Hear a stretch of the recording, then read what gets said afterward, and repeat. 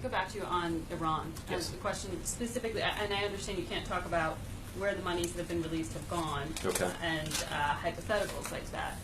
But the Secretary specifically said, Secretary Kerry, I think some of the money will end up in the hands of the IRGC or other entities, some of which are labeled terrorists. Do you agree with the Secretary of State? Well, he began by saying, I think, and I think that reflects his, I think, rather logical conclusion that a nation that supports terrorism may use some of the money that's coming into the country to further support terrorism. Now, the thing that's important for people to recognize is that our critics of this agreement often exaggerate the sanctions, the value of the sanctions relief that Iran will obtain. And they often overlook the rather severe economic priorities that are badly underfunded inside of Iran. There are a number of bills that are already past due that Iran needs to pay. There are significant investments in their infrastructure that also need to be made because they're already having an impact on their economy.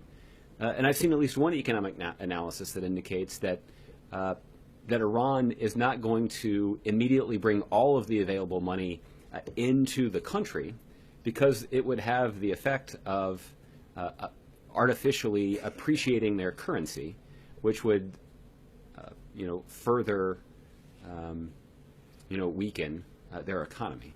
So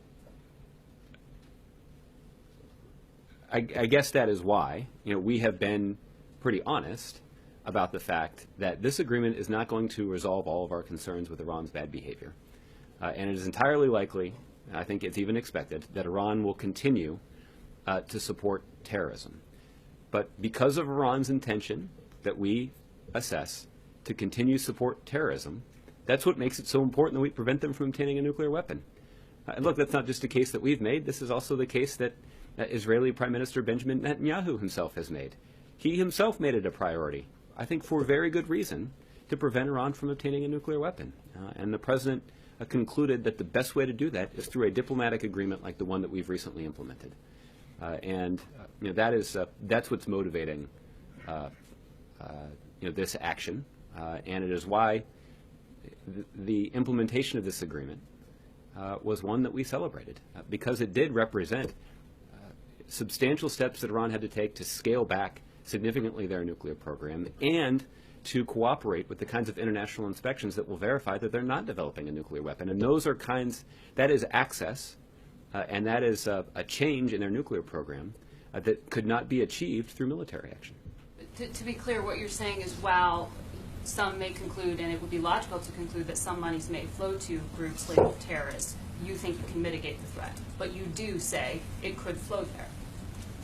Well, I acknowledge we've been candid about that possibility. And that assessment is drawn from Iran's longstanding support for terrorism. And again, that longstanding support for terrorism is what motivated us to prevent them from obtaining a nuclear weapon.